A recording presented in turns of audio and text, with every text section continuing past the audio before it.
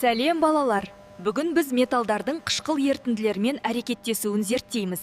Виртуалды зертханамызға кірейік. Алдымен қауіпсіздік ережелерімен танысамыз.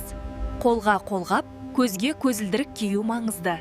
Қажетті құралдарды үстелге орналастырамыз. Пробиркалар, металдар, магний, мырыш, мыс. Және қышқыл ерітінділер. Пробиркаға магнийді саламызда үстіне HCl құямыз. Көпіршіктер шығады, жылу бөлінеді. Магний белсенді металл, реакция тез жүреді. Мырышқа қышқыл қосамыз.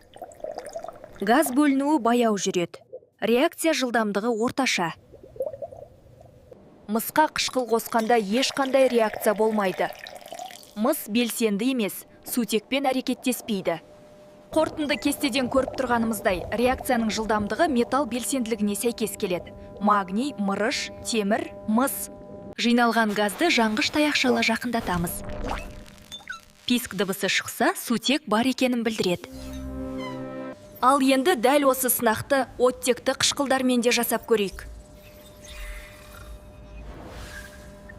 Металдардың қышқылдармен әрекеттесуі олардың белсенділік қатарына байланысты өзгереді. Магний белсенді, мырыш орташа, мыс белсенді емес. Пробиркаға магнийді саламызда үстіне күкірт қышқылын құямыз. Көпіршіктер шығады, жылу бөлінеді. Магний белсенді металл, реакция тез жүреді. Мырышқа қышқыл қосамыз. Газ бөлінуі баяу жүреді. Реакция жылдамдығы орташа. Мысқа қышқыл қосқанда ешқандай реакция болмайды. Мыс белсенді емес, сутекпен әрекеттеспейді. Жиналған газды жанғыш таяқшаға жақындатамыз.